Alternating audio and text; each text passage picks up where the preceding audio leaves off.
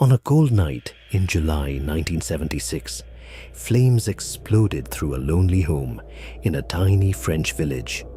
Neighbors watched the fire rise into the dark sky, while police and firefighters rushed to the scene. Inside the burning house lived a man with a terrifying past. A man connected to war crimes, massacres, and the deaths of innocent people during World War II. His name was Joachim Pieper. For decades, people feared him, hated him, and hunted him. But on that night, as the fire swallowed his house and a burned body was discovered inside, one question began haunting everyone. Was Pieper truly dead, or had he escaped forever? To understand the mystery, we must go back to the beginning. Pieper was born in Germany in 1915. His father was a military man, and from a young age, Joachim grew up surrounded by discipline, nationalism, and war stories. Germany after World War I was broken, angry, and humiliated. Many young men wanted strength and revenge. Pieper was one of them. As a teenager, he joined the Hitler Youth. Soon after, he volunteered for the SS, the feared organization loyal to Adolf Hitler. At first, he was just another young recruit, but everything changed during a Nazi rally in Nuremberg.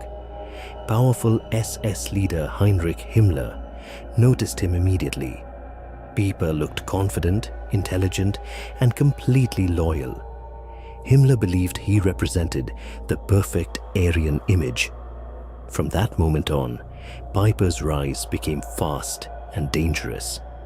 He became one of Himmler's trusted assistants and traveled beside him during some of the darkest moments in Nazi history.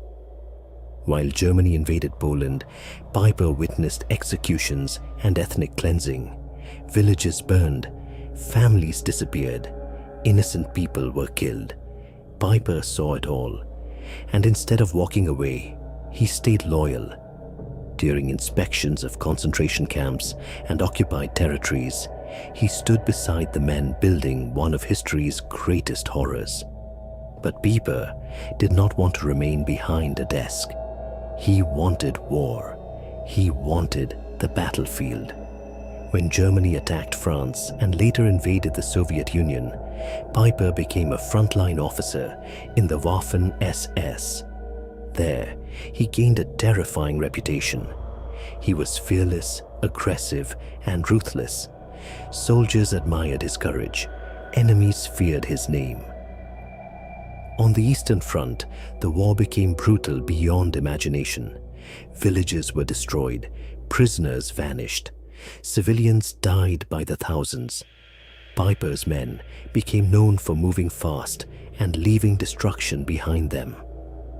In 1943, after discovering mutilated German soldiers in a Soviet village, Pieper ordered revenge. Entire villages were burned. Men, women, and children were shot. Fear became a weapon. Pieper himself once admitted that terror was useful. His words sounded cold, almost proud. He believed fear made enemies surrender faster. By then, he was no longer just a soldier. Nazi propaganda turned him into a hero.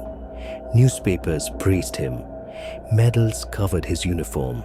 Young Germans saw him as a warrior defending the Reich. But behind the medals stood a growing trail of blood. Then came Italy. After Italy switched sides during the war, German forces occupied the north.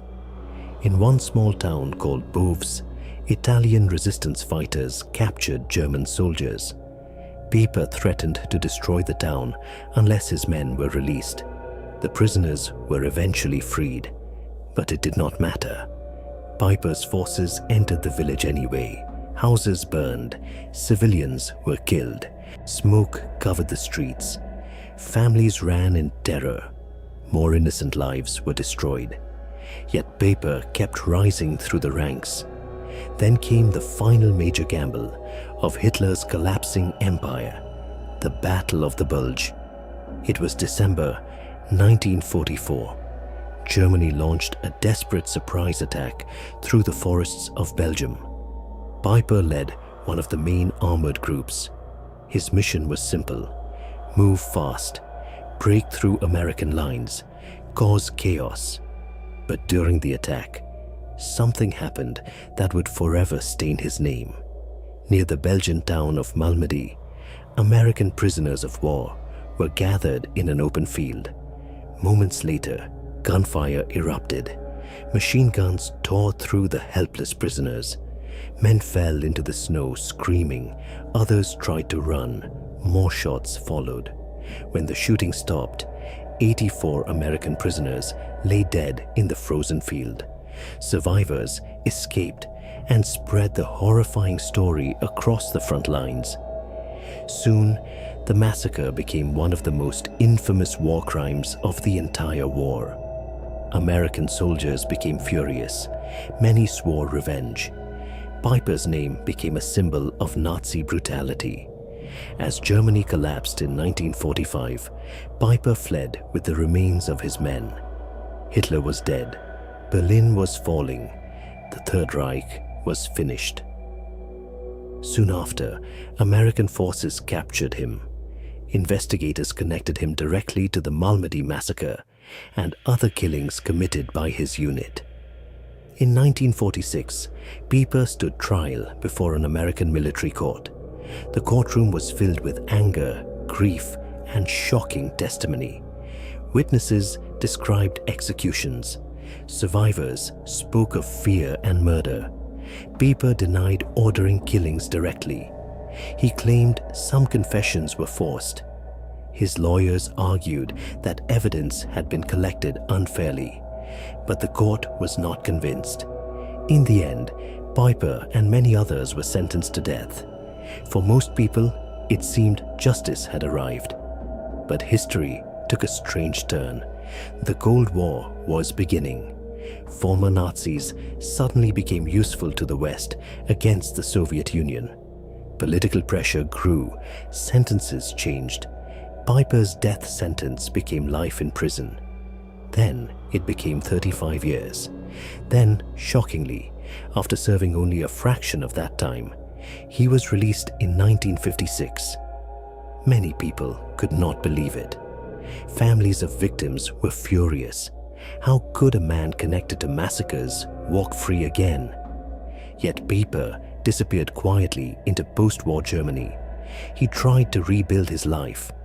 Former SS networks helped him find jobs. He worked for Porsche for a short time, but workers recognized his past and protested. He lost the job. Later, he worked for Volkswagen. Publicly, he stayed silent and avoided attention. But privately, many believed he still supported Nazi ideology. In interviews years later, he showed little regret. He still defended parts of the past. He still spoke like a man who never truly changed. Then, in the early 1970s, Pijper made a shocking decision. He moved to a remote village in eastern France, the same country once occupied by Nazi Germany, the same land where resistance fighters had died fighting men like him. The village was quiet, peaceful, and tiny. Only a few hundred people lived there. Pijper hoped to disappear forever. He worked as a translator and rarely spoke to neighbors. He kept to himself. He avoided attention. For a while, it worked. But secrets rarely stay buried forever. One day, a former French resistance member believed he recognized him. Soon, rumors spread through the region. A Nazi war criminal was living peacefully among ordinary French families. Journalists became interested. Activists became furious. Communist groups printed flyers exposing his identity. Newspapers published articles about the former SS commander hiding in France. Suddenly, Pijper's quiet life collapsed. Threats began arriving. Phone calls, letters, angry messages promising revenge. Some people demanded that the government expel him immediately. Even German officials warned him that he might be in danger. Pijper became nervous. He asked the police for protection. Officers agreed to watch his house during the day, but nights were different. On July 13th, 1976, the tension reached its peak. Piper received more warnings, saying his house would burn. His wife left the area for safety, returning to Germany temporarily. Piper stayed behind alone. Maybe he believed the threats were empty. Maybe he refused to run again. Maybe he thought he could defend himself if necessary. Hours later, everything exploded into chaos. Late that night, neighbors saw flames rising from Piper's home. Firefighters rushed toward the isolated house. The fire was massive. Smoke filled the air. Heat blasted from the windows. Inside the home, ammunition exploded while the building collapsed into burning rubble. After hours of battling the flames, firefighters finally entered the destroyed house. There, among the ashes, they found a body burned almost beyond recognition. The heat had destroyed nearly everything. Nearby, police discovered weapons, empty magazines, and signs of gunfire outside near a tree. It looked like someone inside the house had tried to fight back. Investigators believed attackers may have surrounded the property and tried to burn the house down. But the deeper the police looked, the stranger the case became. A bottle filled with gasoline was found inside the home, but had never been used. The fence behind the house had been cut open. There was no proof that the attackers fired directly into the building. Even more shocking, forensic experts could not fully identify the burned body. Officially, authorities said it was probably Piper, but they could never prove it completely. That uncertainty changed everything. Soon, rumors exploded across Europe. Some believed anti-Nazi activists had finally taken revenge. Others believed Piper himself had planned the entire event. According to one theory, Piper used the chaos to fake his death. Some people imagined him escaping through the back of the property while the fire spread through the house. The cut fence seemed suspicious. The unidentified body raised even more questions. If the body was not Piper's, then whose was it? Did someone else die in that fire? Or did Piper disappear into the shadows forever? The mystery only grew larger because investigators never solved the case completely. No one was officially charged for the attack. A radical group later claimed responsibility, saying the fire was revenge against hidden Nazis. But police could never fully confirm the claim. In the end, experts admitted something chilling. They could not prove the body belonged to Piper, but they also could not prove it did not. And so the story remained trapped between truth and legend. To some people, Joachim Piper died alone in a burning house, hunted by the ghosts of his past. To others, he escaped justice one final time and vanished forever into history. But no matter what happened that night, one thing remains undeniable. Joachim Piper's life was built on violence, fear, war, and bloodshed. He rose from a young Nazi recruit to one of the most feared commanders in the Waffen-SS. He witnessed atrocities, commanded brutal operations, and became forever linked to massacres that shocked the world. Even decades later, the anger surrounding his name never disappeared. The war ended in 1945, but for men like Piper, the shadows of that war never truly faded. And somewhere in the darkness of a burning house in rural France, one of history's most controversial figures either met his end or began his final escape.